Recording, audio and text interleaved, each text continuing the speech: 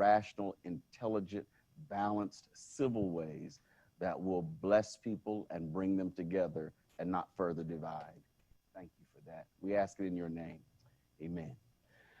Well, Chief, it's been an interesting road for us for the last few months. We've been dealing with COVID and unrest and injustice. How you holding up?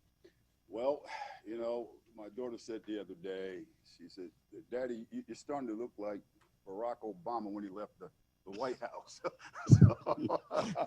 That wasn't a compliment, was it?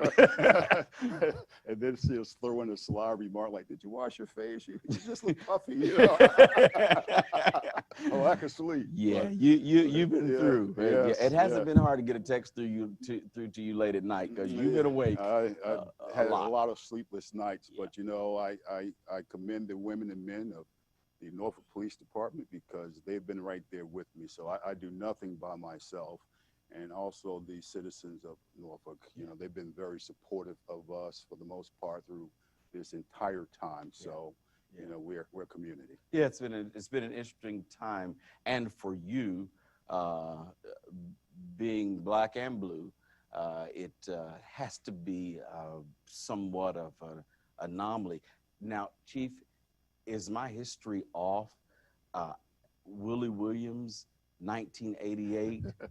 Is it even possible that the first African American police commissioner wasn't until the 1980s, or is he just the first one with a city of more than 1 million people?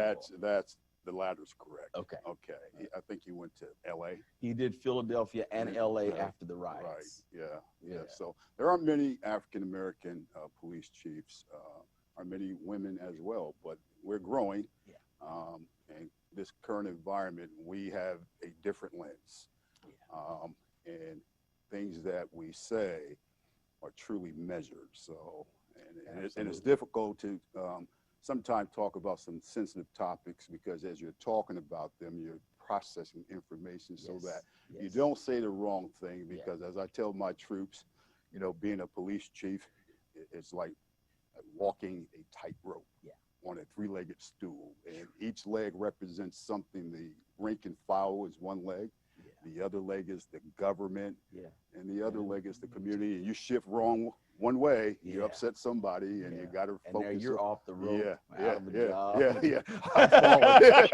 Yeah. No safety net. Yeah, no net to catch you, sir. I hear you. Yeah. Well, one of the things, first off, Chief, I want to talk a little bit about why we would even have this meeting. This quarterly community meeting is kind of a town hall where faith-based community meets government and policing, and to have a candid discussion.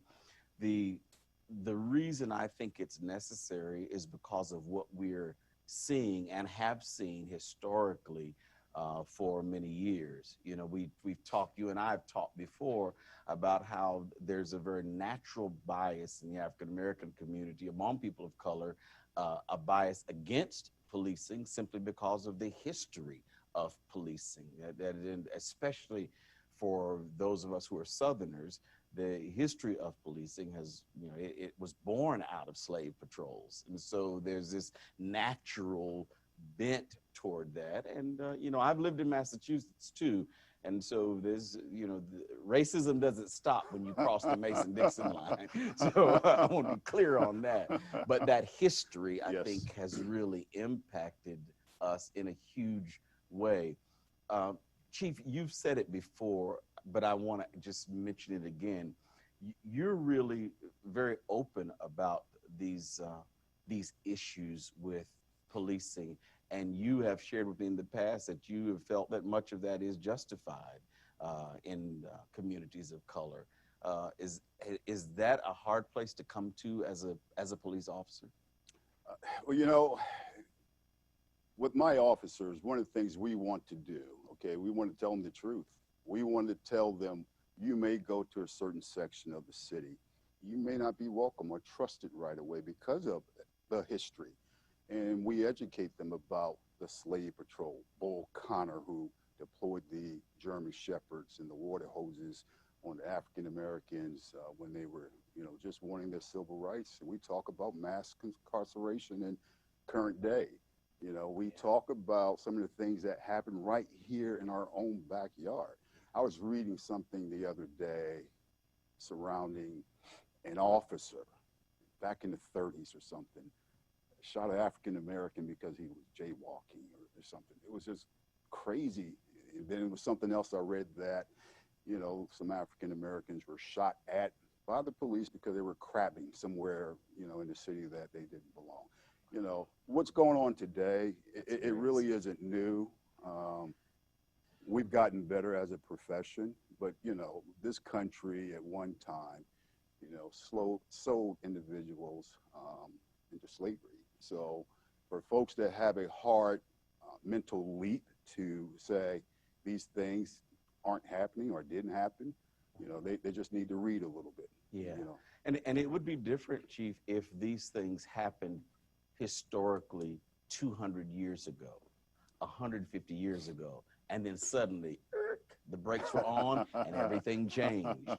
But, you know, we have folks within the last 18 months shot in their homes without cause, asphyxiated on the street while begging for life and who did not pose a threat, shot point blank 7 times in front of their children for no real cause. And so the issue that what is historical continues to be factual today, I think, is what puts us in this place. Yes.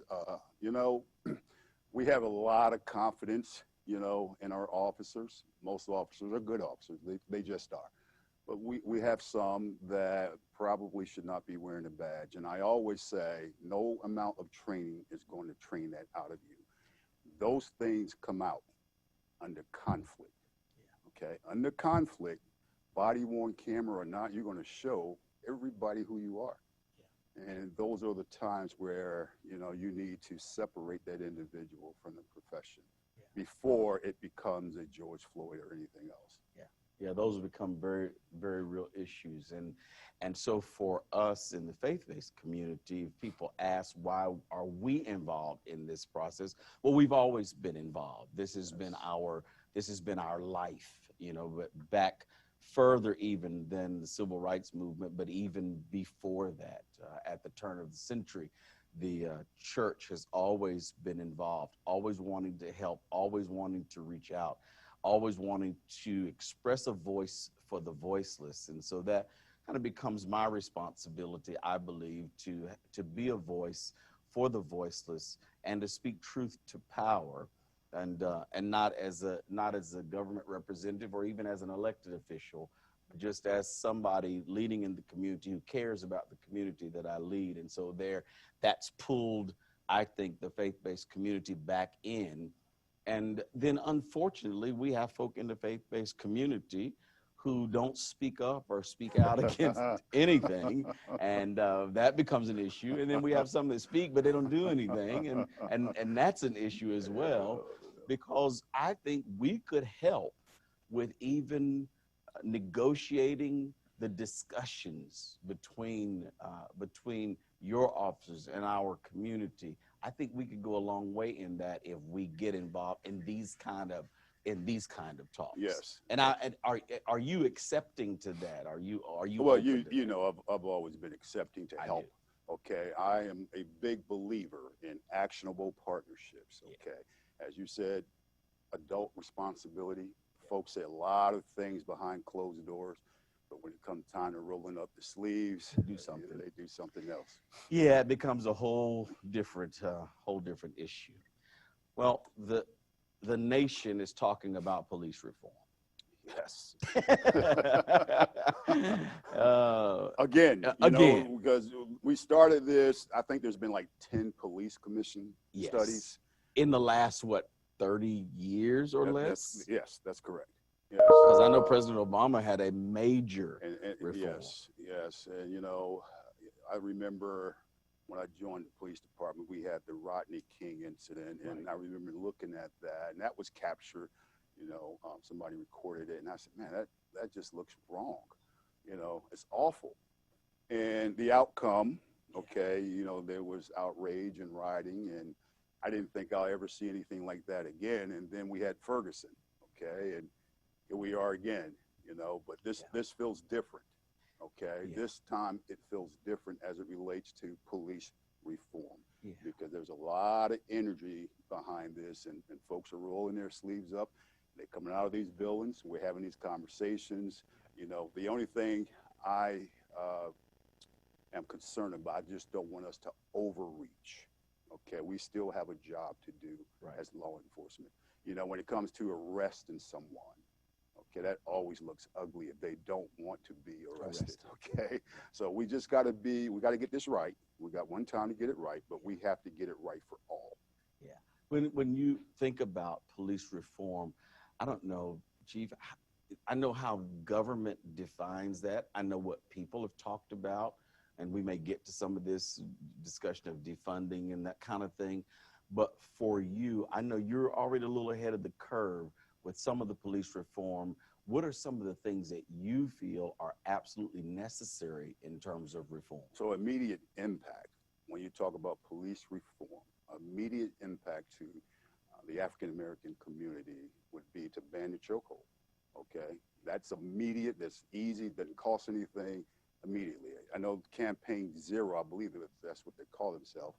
They had this slogan, 8 can't wait, you know, no shooting at moving vehicles, no chokeholds, a host of things that Norfolk has already had in place for 4, 5, 6, 7 years or so. The only thing that we have to do, and we're talking about those things now, at the top of the list is the Civilian Review Board. We're looking at putting a model together to present to council by September-ish sometime. I think it's September 23rd. Yes. And we're asking for, you know, the citizens to be involved in this process. It won't be our model, okay? You know, we will provide guidance, but we want the citizens to be involved in this. You know, and again, I talk about overreach. I don't want us to create a model where we might overreach and it becomes ineffective, because there's 18,000 police departments in the country. You know how many civilian review boards exist? About 160. So there hadn't been an appetite for that, but there is now. And we got to get it right, because there aren't a whole lot of models out there that have been successful. And it would be, I think, to our advantage if we develop something that could be a template for other places. Absolutely. You know, if we in an African-American led police department could develop a template that is acceptable to people of color, to women, to other minorities, if it was acceptable in our situation, in our context, then we could reproduce that in other places. And I think you might have to go on the road and try to, you know, because, you know. I could tell you, you know, citizens, when they find a model that works, particularly in this topic, you know, it sells itself. Yes. You know, it sells itself. So. Yes. So for reform, there's some things in the Big 8 that you've already put in place, and we're working on the citizens review, that whole concept. What's the next step, Chief, for our department in terms of continued reform? Because I know you're always kind of thinking ahead. Transparency, we have to be as transparent as we possibly can. The city manager, as well as, you know, city council, is working on this desktop, where you could look at use of force reports, okay, and see the race of the officer, the location in which the use of force was used, the type of force, and the race of the individual that the use of force was used on. So, and while we're talking about this, there was an article that came out maybe a month ago about use of force in City of Norfolk. And people saw that huge number, okay, and they automatically assumed that these were citizens reporting use of force on the officers, by the officers. Okay, the way this works is we self-report. We self-report on ourselves. Okay, if we use any force at all, we have to document that. Gotcha. All right. If a person doesn't want to put his hands behind his back and we have to use force, we have to capture that information and send that report in. So when they look at 300, 400, uses of force, that is the police department self-reporting on themselves. That's not 300 complaints. That's correct. That's right. That's the right. police department right. reporting, here's what we've done. And Exactly. here's what it was done too. Now this desktop, Chief, is that something that only for your eyes only? Who would be able to see that data of the race of the officer and the race of the person that the force was used on? In your mind. Anyone that has access to the internet. That would be a public document. Absolutely. Wow, that'd be a high level of transparency. That's not seen in a lot of places. Yeah, we're working on it. The city manager has been very aggressive on this. He's got the marching orders by council and all, and those are some things that we're going to do. We're going to try to reduce our footprint in the world of those going through mental psychosis. I said often, we send far too many guns and badges into an environment where it can possibly go bad. Now, I understand there will be some calls out there that the police is necessary to go to, particularly if the person's violent. Right. But, we are developing a model in which we can partner with those from the health profession. Absolutely. Yeah. Chief, would it be too far-fetched in considering, and I know that you don't necessarily make these final calls, I'm really just asking your opinion. Would it be too far-fetched to even consider when cities look at budgets, if the police department reduces its footprint into the mental health community, is it possible that there would be some funds that then could be reallocated to mental health professionals so that those folks, we could have more people on the ground, boots on the ground with folks with mental illness? I'm glad you brought that up. So I've been memorialized in saying defund the police. That was an article that someone wrote not too long ago. My idea of defunding the police is simply reducing the workload on the women and men of the Norfolk Police Department, okay? So if we have some funding that could go towards, just as you captured it, to the mental health world, I'm all for that. I'm all for that. But I don't want to do away with the police department. That's just crazy talk, okay? That's just crazy talk. But I do want to minimize our footprint in dealing with people dealing with mental psychosis, those going through substance abuse, as well as the homeless. When you look at the data across the country, 20 to 25% of officer-involved shootings come from those type of calls. Yes, okay. and that's been very consistent over the years. So you've done your homework. Oh yes, sir. That's been a consistent issue, and then the new issue will become, in my thinking, that then when we have mental health professionals go into places, then if those folks do become violent, then the police will be blamed for whatever happens to those mental health professionals. Well, first of all, we need to do a better job of documenting where they are. True. Okay? And we'll have that history, okay? The health professional gets a call, they know at this address this person has been violent in the past. There's an opportunity for us to be there, and we should be there. Right. Okay? And we have to do a better job of, identifying where they are in the city so that when we go to these calls, we're prepared to react appropriately. Because 25% is a significant amount of folks. And while that 25% is a national, not necessarily our city, but that's a significant number of folks. I'm glad you said that. Yeah, it's a significant, that's right. I know that that 25% was a national number, not our particular statistic. Because but somebody will be like, what? I know. It's 1 out of every 4. So that becomes a significant issue. Now, one of the things that I've found out with our department here in the city is that one of the things that we encourage folks, our citizens, that if they have a young person or a student or even an adult living in the home that has any type of challenges mentally or emotionally, that they can let the police department know, and some record will be put together concerning that. Yes, we have that here in the city of Norfolk. Our police department, if there's someone with autism suffering from some type of mental psychosis, maybe handicapped of some sort, we have that information for the most part. Our challenge is, again, identifying where all of them are, Yes. and having the appropriate response when we do go there. Because again, we just can't stop. We got to stop sending badges and guns to deal with these folks, because sometimes it goes wrong. Yes. Yeah. And as you said, in conflict, it brings out of people, not just police officers, but conflict brings the worst out of all of us, and that can become a very real issue for us. Are there things that you see nationally that you feel we could address if the right people were in the right positions? Yes. Decertification of law enforcement officers.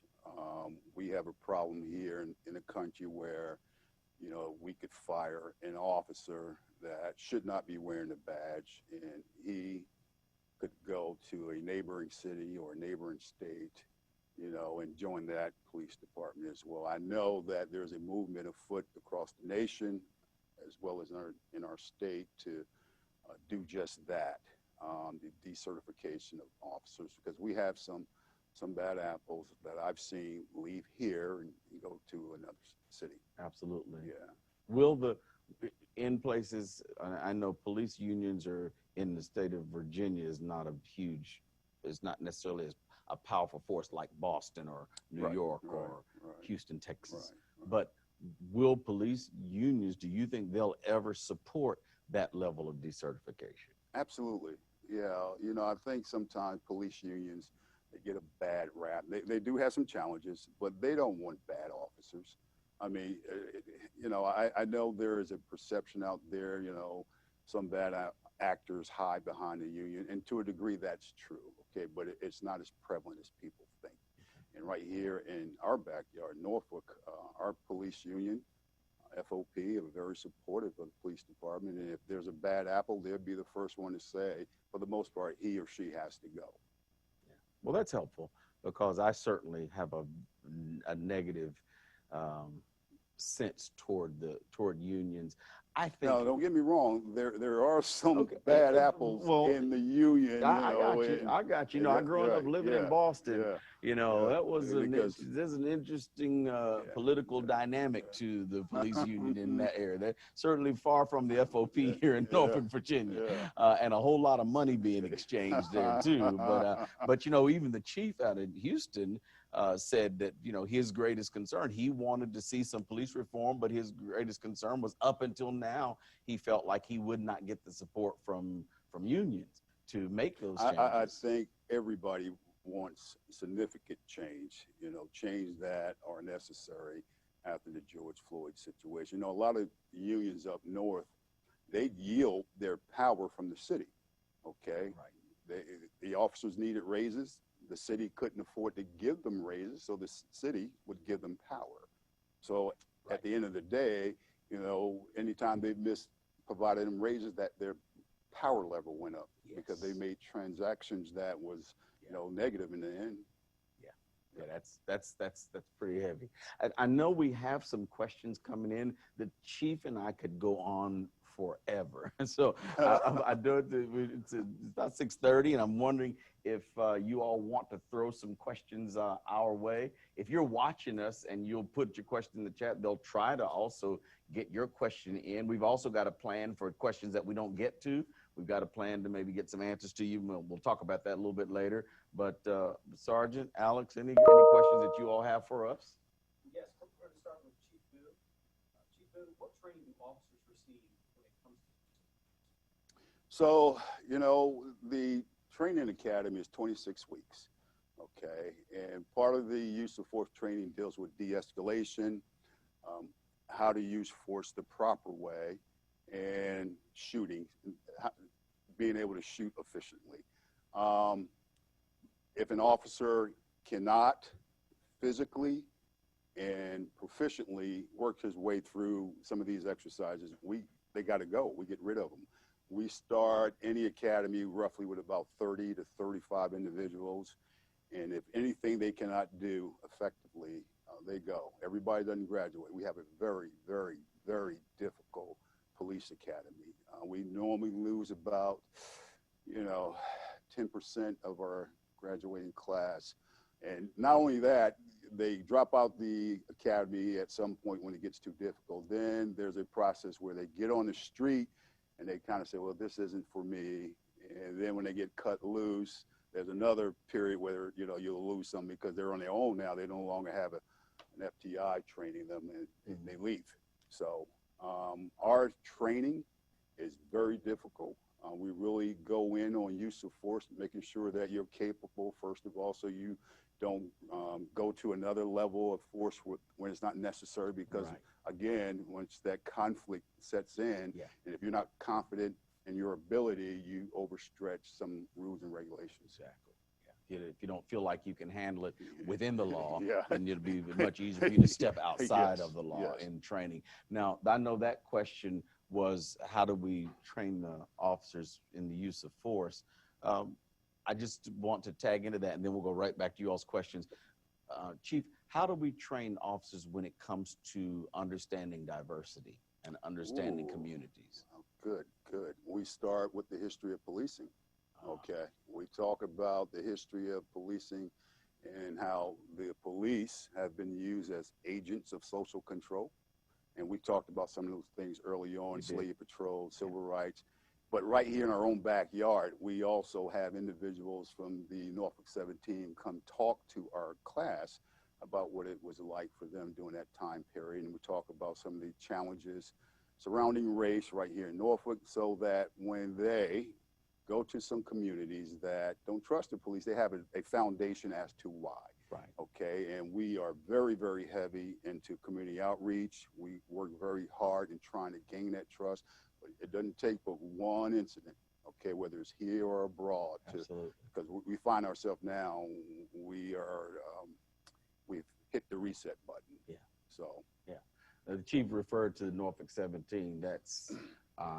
We're talking within the last 50 years, the process of integration in the city of Norfolk and the 17 students who crossed that color line with the threat of their lives and their families. That's been recent history, and that's discussed with our police officers so they understand the history of our city, because our city had major issues that became violent when it came to issues of integration. And just want y'all to know where that reference comes from. Another question?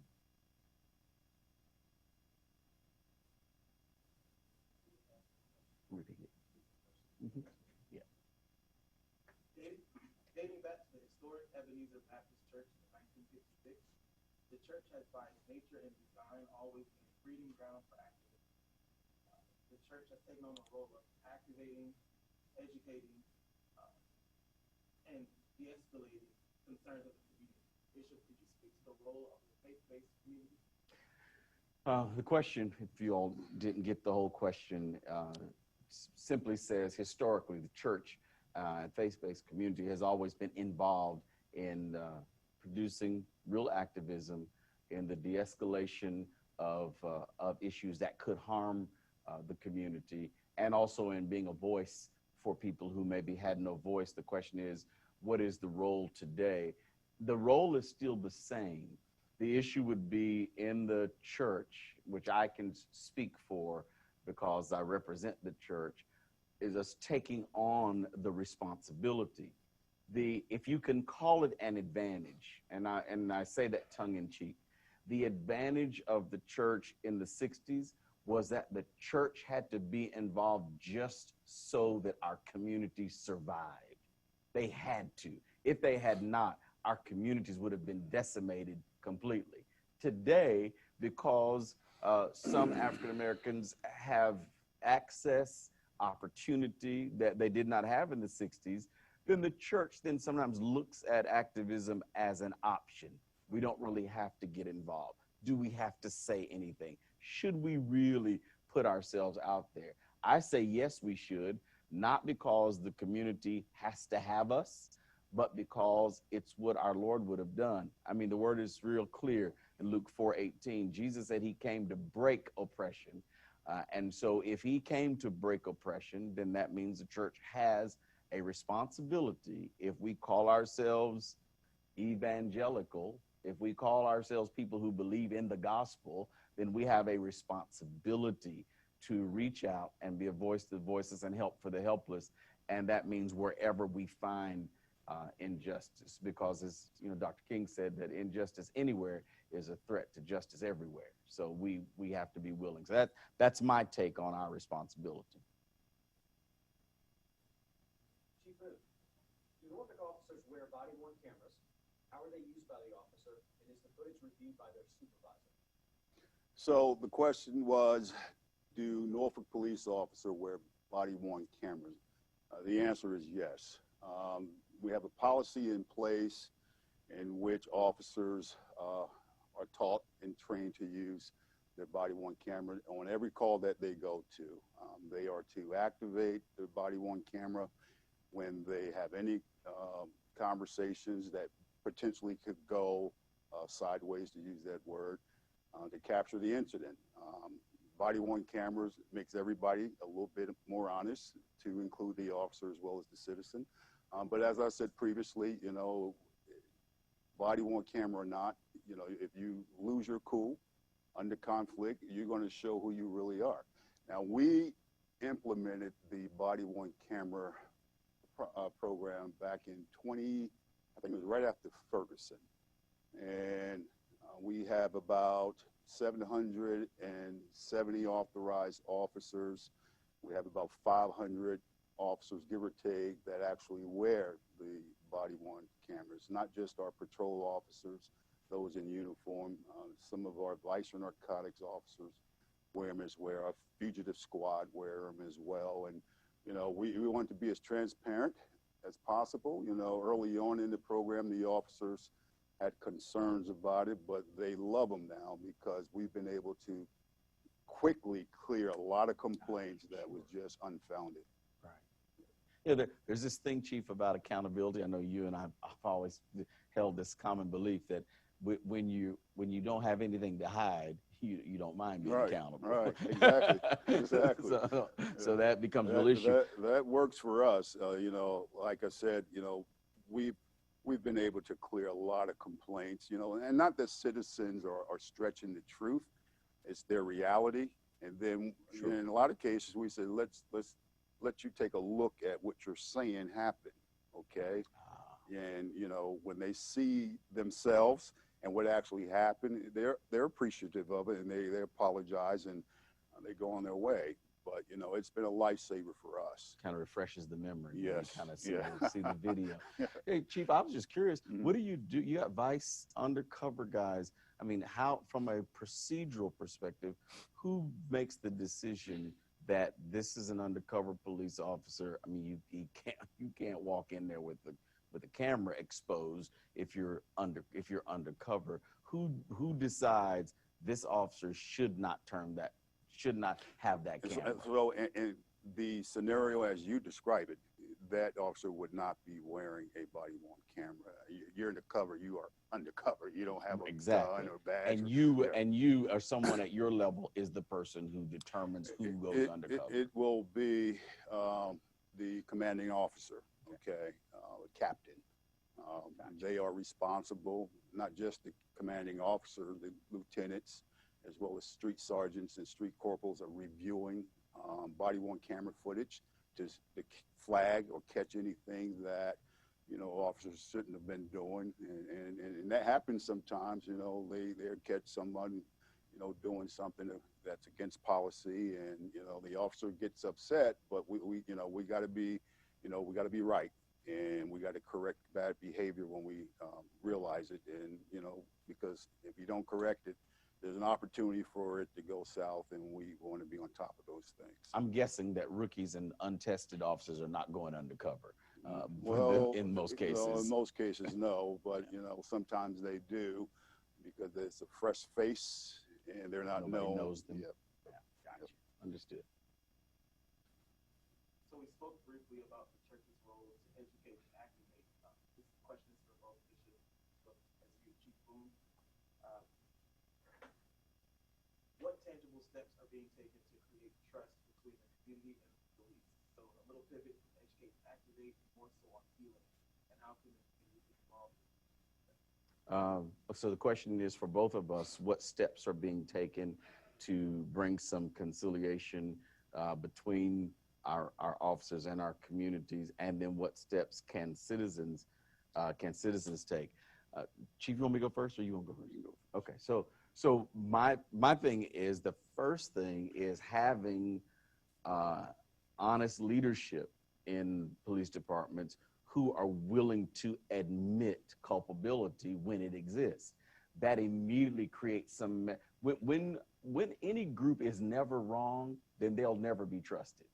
So once someone even admits the possibility that we may have missed this, or we could be wrong on this, or we might need some training in this, then that immediately releases some level of trust.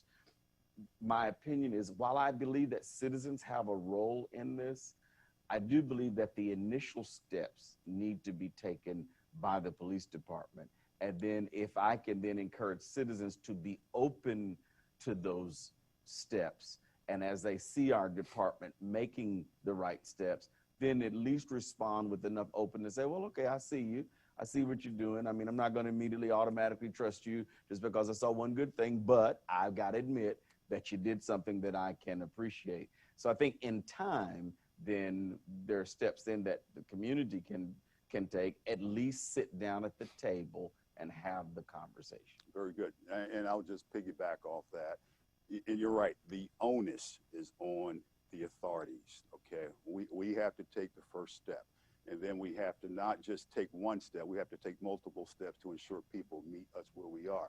We have to be transparent, you know, when we can.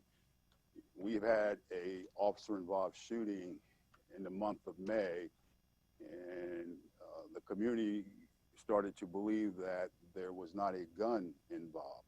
Now, typically, most police chiefs, they are reluctant to say anything about a pending case. And I gave it some thought. In this environment that we are in, I had to say something surrounding, was there a gun or was there not a gun? And I gave a press conference surrounding that issue. I gave out as much information as I could because the state police is doing the investigation, not the Norfolk Police Department, but the state police is doing the investigation. And I simply said there was a gun involved in this incident. And I didn't give much more than that because, again, I don't want to compromise anybody's due process. Understand.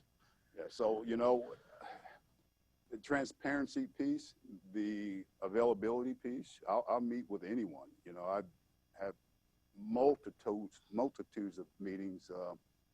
Had a meeting with those from Black Lives Matter, you know, the new Black Panther Party, you know, some of our community activists that may not be as friendly to police, but you got to meet with everybody. I don't mind that, you know, and I want them to hold me to task because I'm going to hold them to task as well. Yeah. And then not just meeting, you know, let's not just talk and celebrate the moment. Let's come together and have a plan. Yeah. So let's do something. Let's do something. Yeah. You know, that's kind of been your attitude, is let's do something.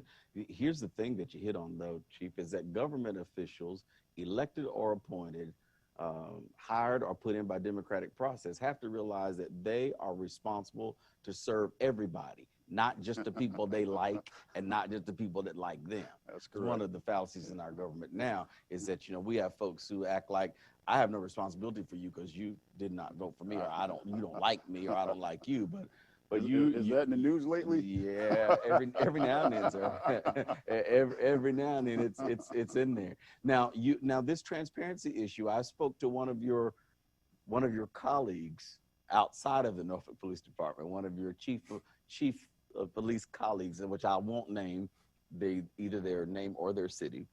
I asked them, when force is used in a fatal situation, do you guys review that? Does anybody review? They said, absolutely, Bishop. 4 levels of review. I said, who? And they named everybody in their department that reviews it. I said, but is that a review if no one outside of your chain of command ever looks at it? Has it really been reviewed? They said, well, we're working on that. You mentioned the state police. This is something that your predecessor and I talked about. Mm-hmm. This whole idea of having at least, at the minimum, some other police force at least to review these things. Is this voluntary on your part, or is this required by law? No, this is strictly a process that's voluntary. You know, we're trying to expand that transparency window. And when it comes to officer-involved shootings, whether the person dies or not, we should not be the overseer of that investigation because, you know, again, we're still dealing with a lot of untrust as it relates to law enforcement in the African-American community.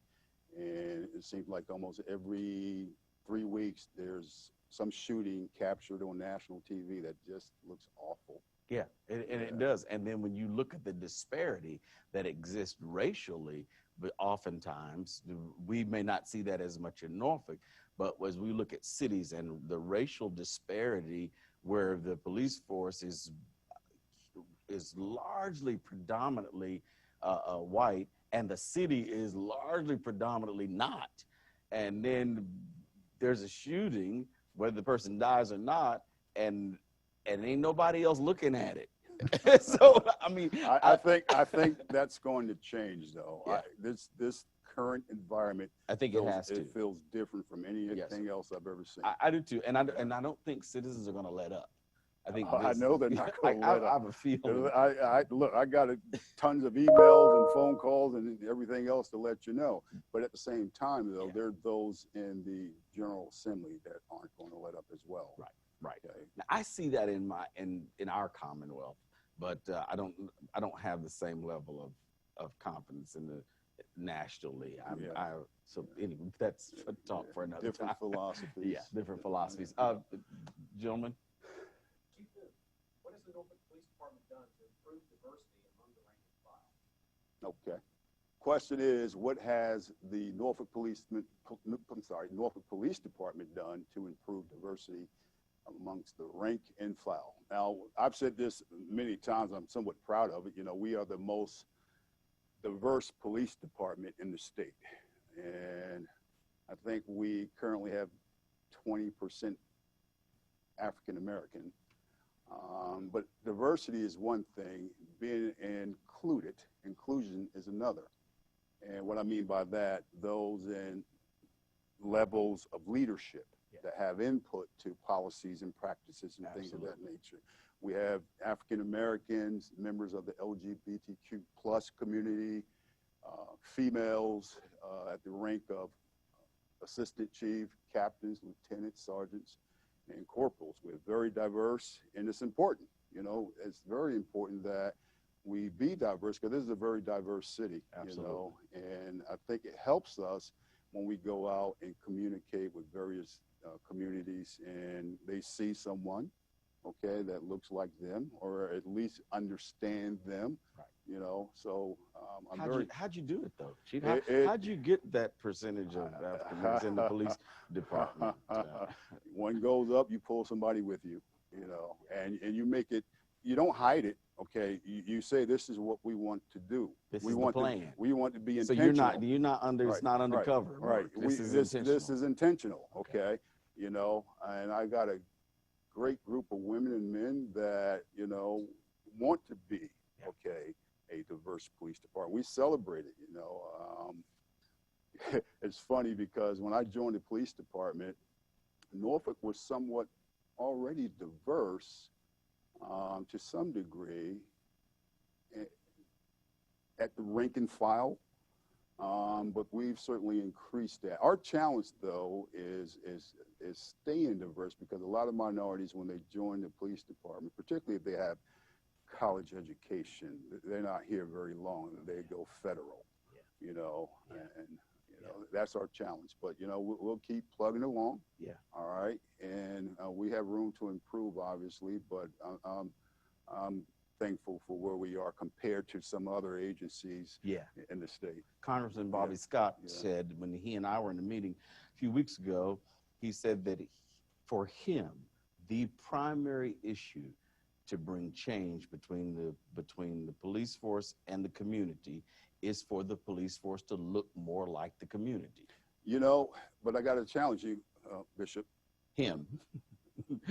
Congressman Scott said it, not me. Well, let me challenge him as well. You know, we need the community to help us. Okay. Right. All That's where I'm going. We need the community to help us. Tell me, how can we help that process? Because I've encouraged the young women and young men in our congregation to go to the academy and be police officers. You know, our job is to try to change the narrative. Okay. Yeah. Try to change the narrative that we want you. Okay. But our hurdle was this, as you said earlier, just 50 years ago, some of us couldn't vote. You know, and there are conversations in the household that will make a young person say, I don't think I want to do that. Yeah. Exactly. So we have to do our part, but we want to be coactive. Yes. Okay. We want you guys to help us as well. So there are opportunities, but we may have a cultural issue separation that is even bigger than the money or the danger or those kind of things. That has a lot to do with it. One of the things I wanted to introduce to the city manager before COVID hit, you know, I wanted to create a program, a cadet program, in which a individual in high school, okay, senior, that had an interest in law enforcement, we would employ them, part-time status, and have them work for us until they hit the age of 20, 20 and a half and go into the police academy. All right. One, you'll have an individual that grew up in Norfolk, okay? Yep. And we want to be very intentional and get the right individuals, and the right individuals are people with a public service heart, okay? And we have an opportunity to mold them, groom them. So, you know, in between that 3 to 4 year period, you know, they're hitting the academy, understanding the culture, okay? They don't have that culture shock and say, I got to get the heck out of here, you know, and we have a better chance of them actually graduating so they don't be that number that I spoke about earlier. Absolutely. Yeah. So, almost an ROTC for the police department. Yes. Which would be which would be extremely interesting, you know, because ROTCs, they provide scholarships and there's funding and all that. If that'd be another good reallocation possibility. Well, you know, I was, like I said, I was set to do that, but we've been negatively impacted. Yeah, by COVID changes a lot of things. So in some cases, you don't have to preach that to me, sir. I get it. So, Chief, how would you feel once we are post-COVID? How would you feel about me bringing 50, 60, 70 African American students to the police academy for a visit, just to watch what happens? I would love that. I would love that. You know, and if you do it and entice your kid group to do the same. Yeah. Yes, I would open the doors up to them with no problem. We could run an ongoing field trip for those kids. Did you just think about that? I did.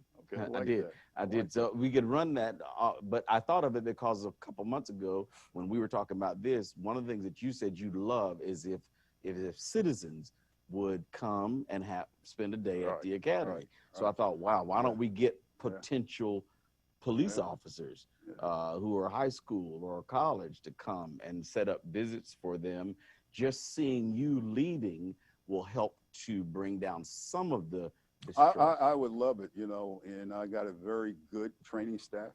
They would show them some things that, you know, what it would be like to be a police officer. They put them in a what would you do type scenario, so they get that adrenaline rush of how it is for an officer when they're placed in certain situations. But they're also having an opportunity to get to know us other than just the uniform. Sit down and have a conversation. Yes. Maybe have lunch with them. That kind of thing. We'll work on that. I know we'll get it done.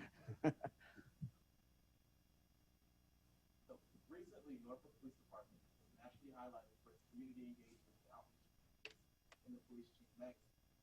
What do you believe makes the department's outreach special and or out of the box?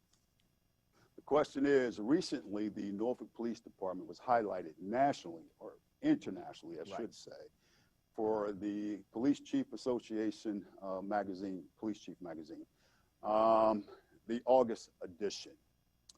To be specific. Yes, yes. You know, about 4 years ago, maybe 5 years ago, we wanted to find ways to be unique. We hired a community relations manager, Karen Parker Chesham. We took our PIO office, Sergeant Pickering, and we took our community affairs section and we blended them. At one point, they were all working in their own silos, and we blended them. And for the most part, I was the overseer of a lot of these events in terms of, this is what I want, gave them my vision, and they executed it. Every event, every initiative.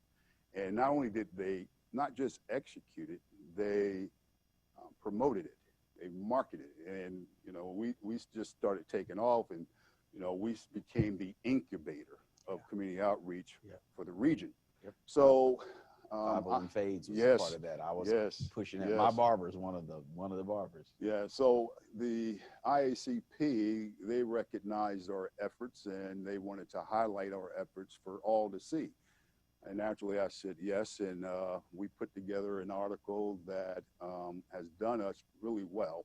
You know, it certainly has made our department, you know, a shiny star for the state. Yeah. And we have programs for individuals as young as 5 years of age, all the way up to 103. You know, and we want to be inclusive in our programs. We had our very, very first Hispanic police academy in the region. I think Virginia Beach followed suit, and you'll see other cities do the same, because that population is really growing, and they need to feel as though they are part of the community as well. Underserved as well. Yes. Yeah. Yes. I hear you. So that you know, if you're watching us and you're thinking, is all this really necessary? I mean, you know, you hear the chief talking about taking steps and our responsibility to take steps. Is it really necessary? What makes it necessary in a country like America is that when you've been oppressive, you have a responsibility to fix that. And this is a part of the irresponsibility of our nation, is not taking responsibility. You don't get to transport in slaves and have free labor for 2 centuries and never do anything to fix that. There's something that is then required to address that. And the chief is right. To take the onus then is on those who have at any time in that history been a part of that oppression to come back and say, you know what, we're not what we were, and you may not believe it, but we're going to show you, and to take steps to fix that. And I appreciate you being willing to even voice that. Well, you know, we don't always get it right, but we get it right way more than we get it wrong. And when we're wrong, we got to say we were wrong, and quickly. Yes. Quickly. Yes, not 4 months later. Yes. Questions, you all? Are we good on time? Can we get some more questions in? Great. What does it mean to be an accredited law enforcement agency, and is the Norfolk Police Department accredited? So, yes, the question is, what does it mean to be an accredited law enforcement agency, and is the Norfolk Police Department accredited? Yes, we are. We are one of the very, very few police agencies in the nation that's CALEA accredited. And what that means is that we have regulations, journal orders, and practices that have been deemed to be best practices. And we are evaluated by experts every 4 years to see that we have maintained those standards. I think currently there's only about, I mentioned earlier, there's 18,000 police agencies in the country.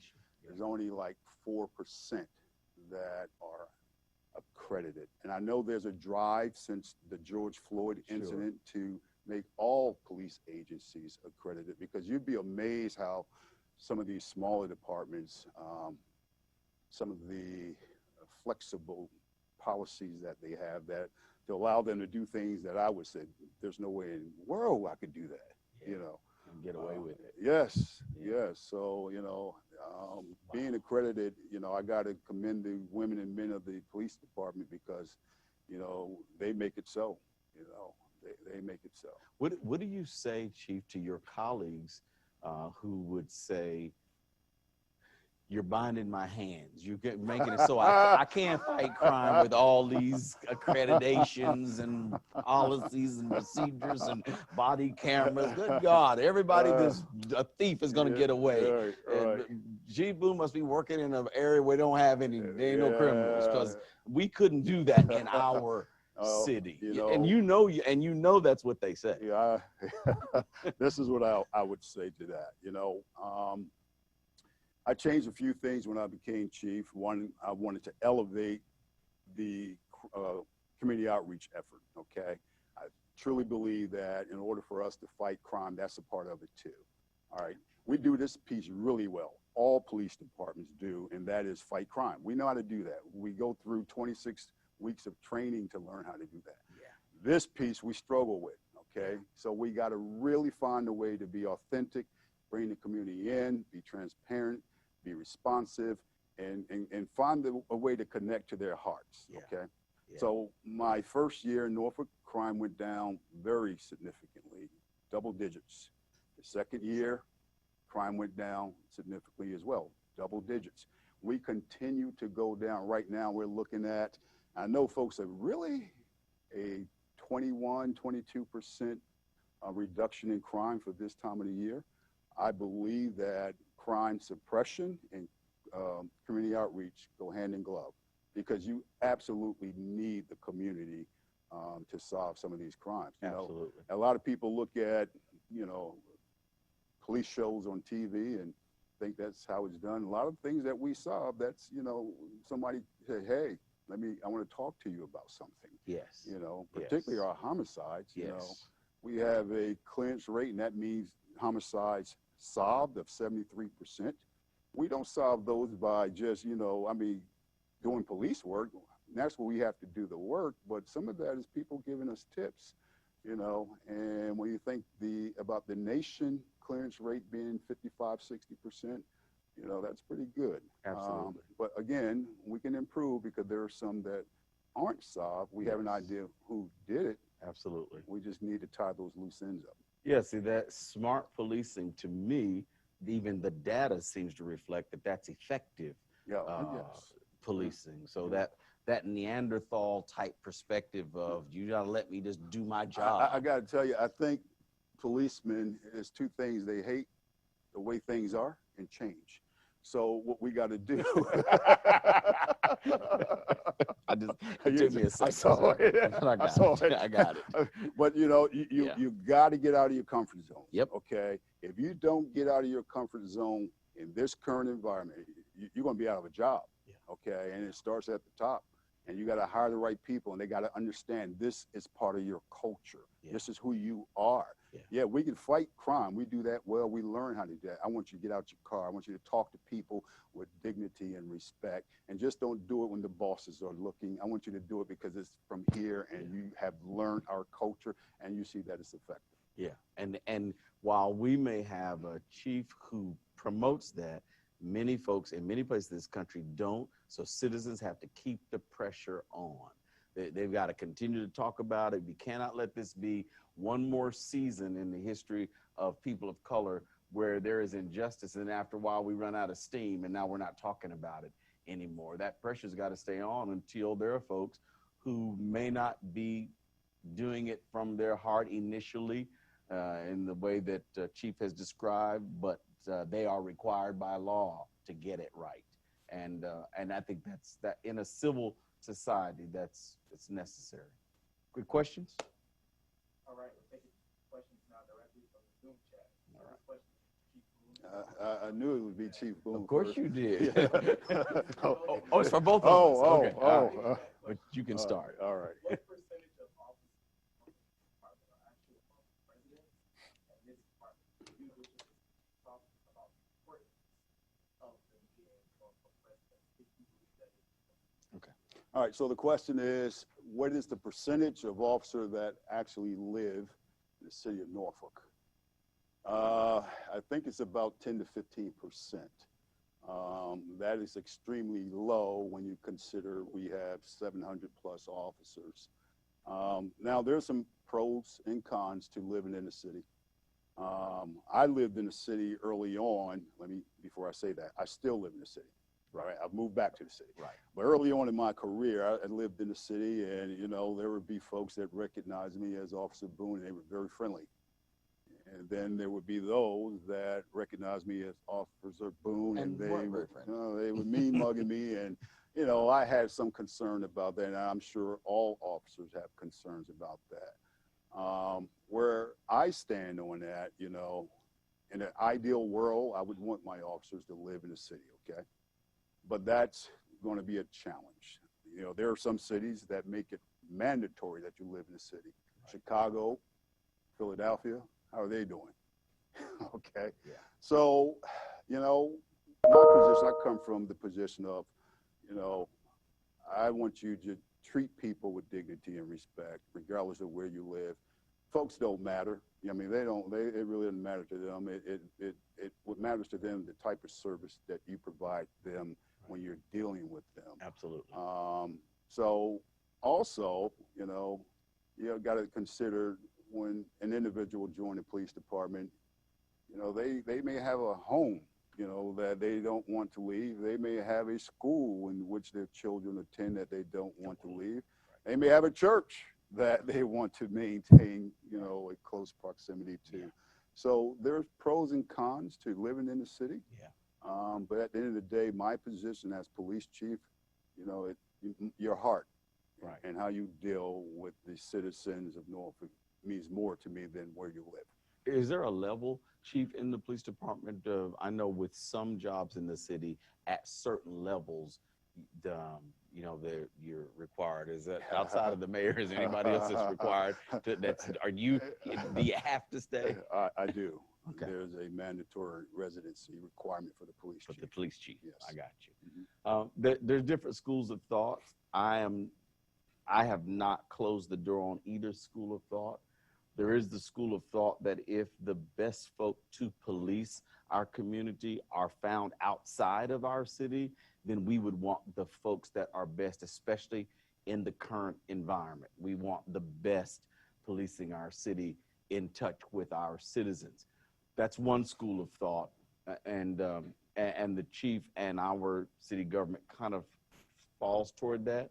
The other side of that, though, is that when folks who live off the taxes of a city are not required to live in that city, it oftentimes lets that city off the hook when it comes to providing the type of education for kids and the type of opportunities, whether it's parks, recreation, and other things, entertainment, symphonies, orchestras, those kind of things. It can let a city off the hook simply because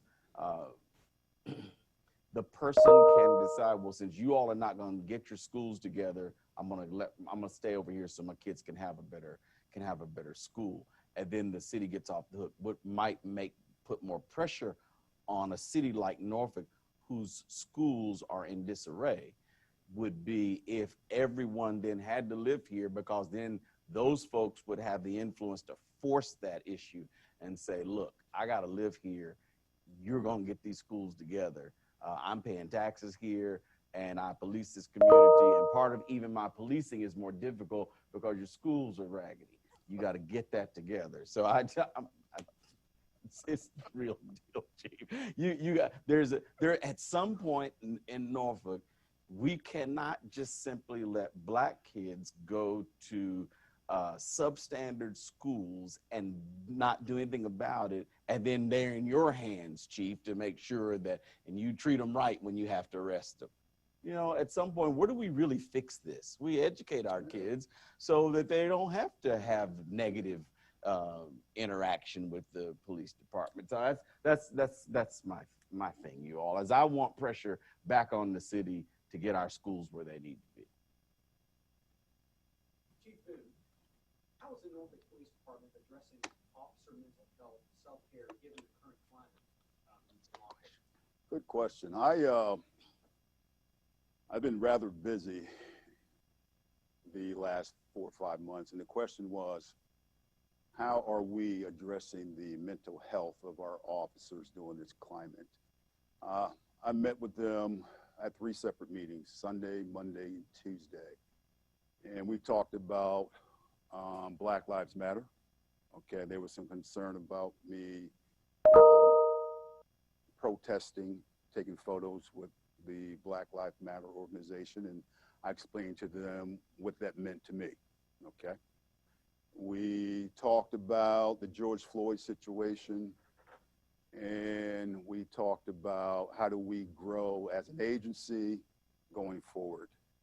And one of the things I learned from them, they were very supportive in terms of the actions that I've taken thus far in the last 4 to 5 months, and some of the things I said, not all of them, but most of them. Right. They were very thankful that I took out time to meet with them face to face. And one of the things I said to them that, you know, I know these are difficult times. Everybody's watching you. Rely on your training. And when you have to effect an arrest, do it quickly. What I'm seeing across the nation, there are some officers, when they feel as though folks are looking, they're moving slow, timid, they're going to get hurt. They're going to get hurt. So rely on your training, make the arrest, do it quickly, and get out of the area. And they just wanted to know. Officers just want to know that they're being supported, okay? And I told them, you know, as long as you do your job, okay, and you do it within your training, you have my support. But I will not support mistakes of the heart. I have a saying, there's mistakes of the head, and there are mistakes of the heart. And if you make a mistake of the head, I got you, okay? These officers have gone through some very, very difficult times. I watched some of the officers that were working the protests, and we had a lot of protesting. Fortunately, we didn't have any rioting or looting or anything of that nature. But you know, I watched the officer go from intersection to intersection as some of the protesters, not all of them, were calling them some awful names. But they absorbed that, okay, stayed true to their oath, and went to the next intersection and made it safe for the protesters to continue to protest and continue, in some cases, to launch insults. But, you know, we know this is a difficult job at times, and we're in a difficult moment. So we are assuring that our officers are healthy. We have a CISMS program where it's a peer CISMS group where they could meet with a colleague just to talk, all right? And that's kept secret. And then they feel as though they're no longer fit for duty. We have other options as well.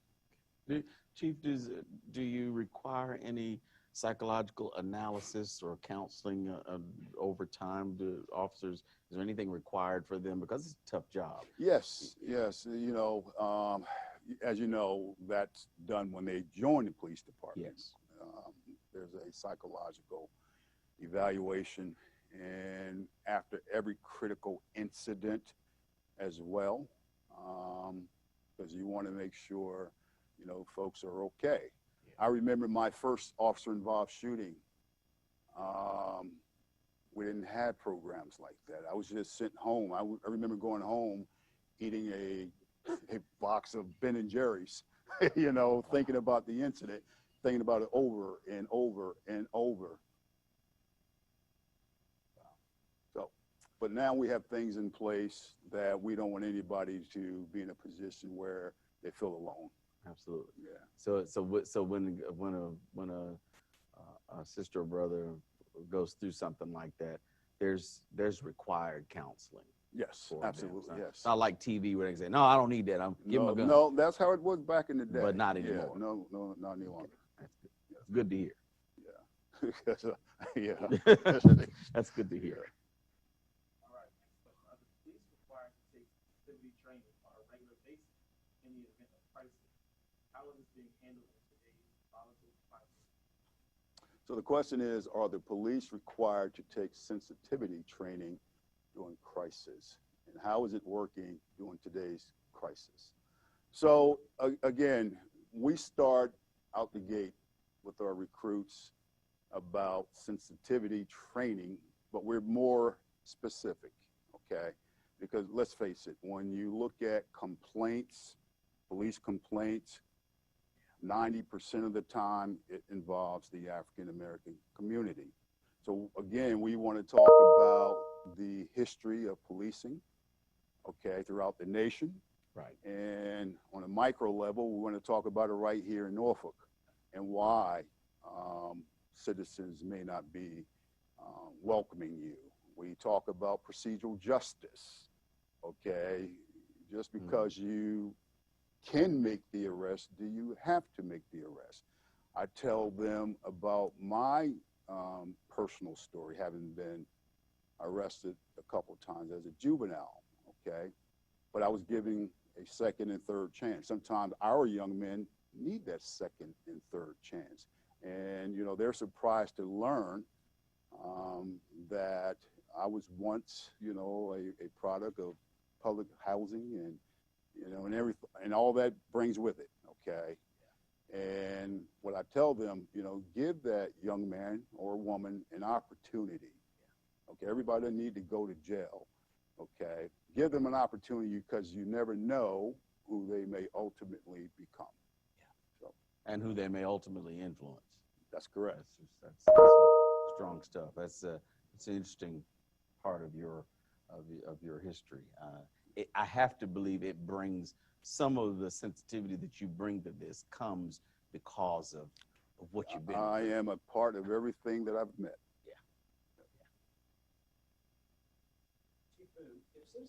Is it Chief Boone all the time? Well, the people in the chat want to know what the chief got to say. I'm not mad at y'all either. I got some questions for him too, y'all. Keep it going. If citizens are interested in serving alongside police officers, what programs do you suggest they be part of, and how can they start that process? So the question is, it's a long question, but I'll summarize it. The question is, if citizens want to be a part of the Norfolk Police Department and some of their programs, what is the process and what are some of my recommendations? The process is simply contacting the Norfolk Police Department that you would like to take part in any of the programs that we have. One of my suggestions would be we have a literacy program in which we partner with the Life Enrichment Center, a nonprofit group, and we target Title I schools throughout the city, okay?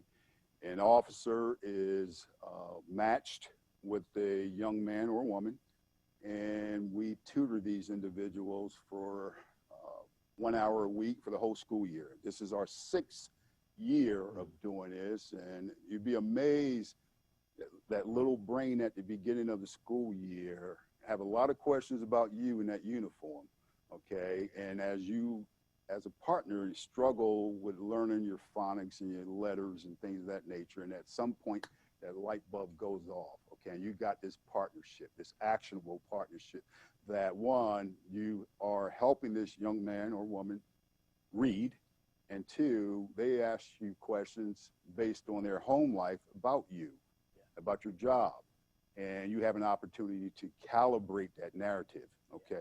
A lot of our officers become very attached to their youth. It's one of our most signature partnerships and programs. Citizens can help with that? Citizens, yes. Citizens can contact the police department because the Life Enrichment Center are always looking for people to help, and we can make contact with them and facilitate that partnership. The other thing, you know, we have the Clergy Patrol now. I mean, let me start with you. Yeah. So I watched Mike Goldsmith, the former chief, on 2 occasions. He would meet with the pastors and he would say, you know, this is what's going on, whether it was a crisis or anything like that. And at the end of the meeting, the pastors would say, well, Chief, what can we do to support you? And Mike would say, just be here when I need you. Okay, well, I was waiting for that question when I became chief, and they asked the question. And I said, you know, I have a sector in the city of Norfolk, it's an area in the city of Norfolk that has 64 churches, 64. And it's my most violent area of the city. I know what sector you're talking about. Yes. Already. I said, I have an idea that I've been thinking about called the Clergy Patrol. You know, and what that looks like is the clergy has an opportunity to ride with our officers Friday and Saturday nights from 8 to midnight. And it gives them an opportunity to see what's going on outside the church, outside their neighborhoods, and have an opportunity to provide counsel or prayer to some of the victims that they may come upon doing their tour of duty. I want to thank you for being part of that program. Our pastors and ministers who've gotten involved Yes. on my behalf have Yes. really Yes. raved about Yeah. that. I wonder if, you know, and I know that you have the issue of putting people in harm's way, you know, so with citizens, but it really was an eye opener for a lot of our pastors to be involved. Yeah. And the time I spent at the precinct down near, not near Youngs Park, on the other side of the city, was eye opening for me. But I wonder what it would do with citizens if, you know, I want them to see the academy, but I wonder, you know, if there's some way they could see some things without being in harm's way. We have a ride-along program that citizens, naturally, it's in the pause position currently because of the Sure. pandemic, Sure. but, you know, citizens has an opportunity to participate in our ride-along program, and that's fairly easy to apply for. You can go to our website, and there's a form right there, and we'll process you to see, you know, if there's anything in your background. We're going to be straight up. You know, we're going to take a look under the bed and see if there's anything we need to be concerned about. Yeah. But we certainly welcome you to take part in that program. Awesome.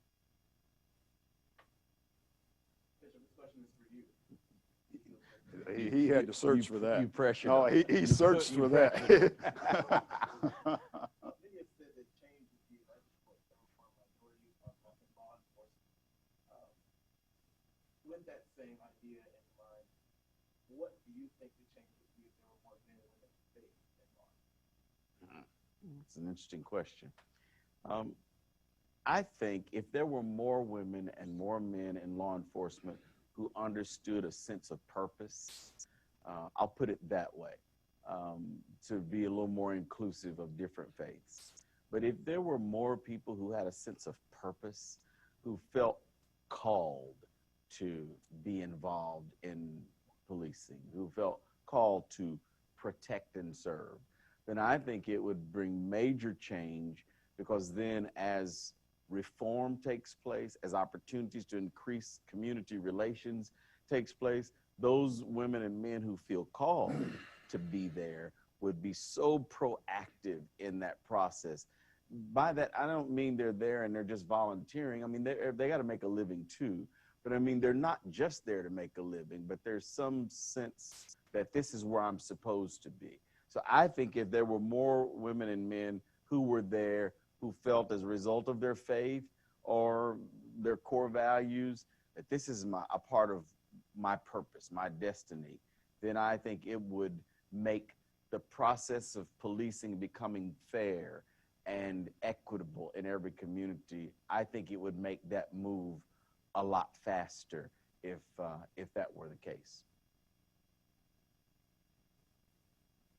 Well, this is for both Bishop McBeth and Chief Boone. We're approaching the close of our meeting. We are. Time has flown. But if there's anything that's on your heart that you wish to express when it comes to law enforcement and the faith-based community, this would be a great opportunity to share that.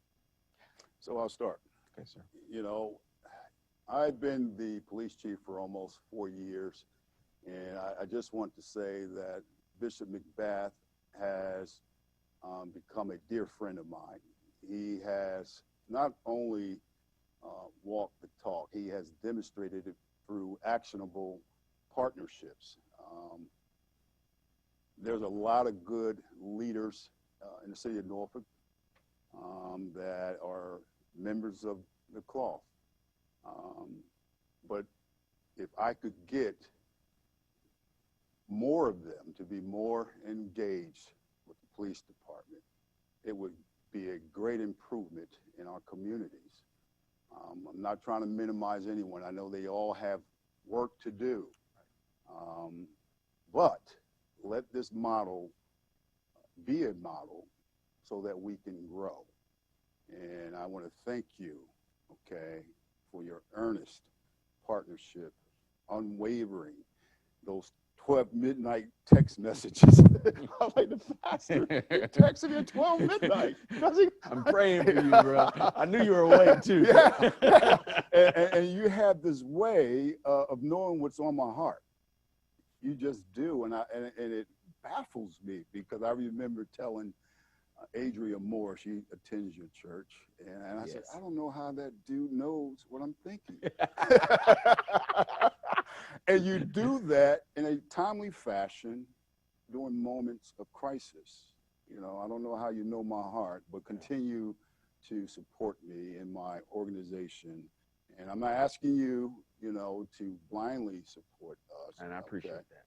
Just give us the benefit of the doubt when crises do occur, because they will occur. Absolutely. Okay. You know, Chief, I've told you that, you know, my heart is for people everywhere. But when women of color, men of color step into roles of huge responsibility and their hearts are really to serve, then I feel it's my responsibility to come alongside them. And so I appreciate this opportunity to come alongside you.